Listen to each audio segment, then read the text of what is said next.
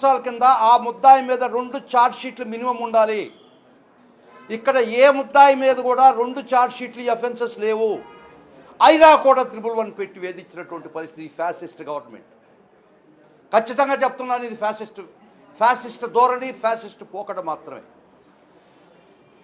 111లో చెప్పబడినటువంటి ఏ అంశానికి కూడా వైసీపీ కార్యకర్తలు, సోషల్ మీడియా పోస్టింగ్ పెట్టిన కార్యకర్త, ఏ కార్యకర్త కూడా ఆ చట్టం కింద రాడు అనేది మా ప్రధానమైనటువంటి వాదన. గౌరవ సుప్రీంకోర్టు వారు మా వాదనలు మన్నించి ఏ కేసులో కూడా ఏ ముద్దాయి మీద కూడా కంటిన్యూయింగ్ అఫెన్సెస్ కింద 2 ఛార్జ్ షీట్లు ఉన్నాయా?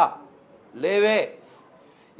ఈ పోస్టింగ్స్ 1/7/2024 ఉందని కదా, అప్పుడు ఉండేటువంటి చట్టం ఐపీసీ కదా.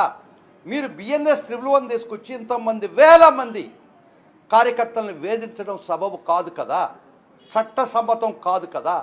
ముఖ్యంగా ఒక ముద్దాయిని అరెస్ట్ చేస్తారు, అతని కస్టడీలో పెట్టుకుంటారు, అతని ద్వారా కన్ఫెషన్ ఎక్స్ట్రాక్ట్ చేస్తారు, కన్ఫెషన్ ఒప్పుదల స్టేట్మెంటు. దాని ద్వారా ముద్దాయిలు చేస్తున్నారు ఏ నుంచి జడ్ దాకా. అదే ముద్దాయిని మళ్ళీ ఇంకో స్టేషన్కి తీసుకుపోతున్నారు, మళ్ళా కన్ఫెషన్ ఎక్స్ట్రాక్ట్ చేస్తున్నారు, మళ్ళా కొన్ని వందల మందిని ముద్దాయిలు చేస్తున్నారు. ఈ విధంగా